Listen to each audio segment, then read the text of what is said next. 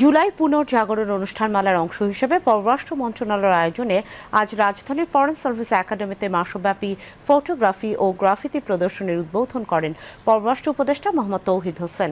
তিনি বলেন, এই আয়োজন জুলাইয়ের চেতনা ও ঘটনাবলী স্মরণ করিয়ে দেয়, এগিয়ে যাবার অনুপ্রেরণা যোগায়। পররাষ্ট্র উপদেষ্টা বলেন, জুলাই আন্দোলন সময়ের ব্যবধানে এক সার্বজনীন গণ আন্দোলনে রূপ নিয়েছিল। সাম্য, ন্যায়, মানবাধিকার ও গণতান্ত্রিক আন্দোলনের পথযাত্রায় এটি এক অনন্য অধ্যায়। এসব স্মৃতি ধরে রাখা রাষ্ট্রের দায়িত্ব। এ সময় পররাষ্ট্র সচিব আসাদ আলম সিয়াম সহ মন্ত্রণালয়ের ঊর্ধ্বতন কর্মকর্তাগণ উপস্থিত ছিলেন।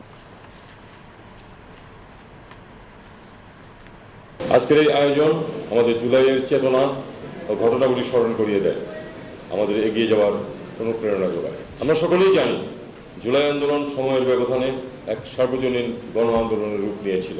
এটা ছিল একটি নৈতিক আন্দোলন। সাম্য, ন্যায়, মানবাধিকার ও গণতান্ত্রিক আন্দোলনের পথযাত্রায় এটি এক অনন্য অধ্যায়। এসব স্মৃতি ধরে রাখা রাষ্ট্রের দায়িত্ব। এই প্রদর্শনী সেই প্রচেষ্টারই অংশ। আমরা চেয়েছি এমন কিছু দৃশ্যমান করে তুলতে, যা মানুষকে ভাবাবে, যা মানুষের মনে গেঁথে থাকবে।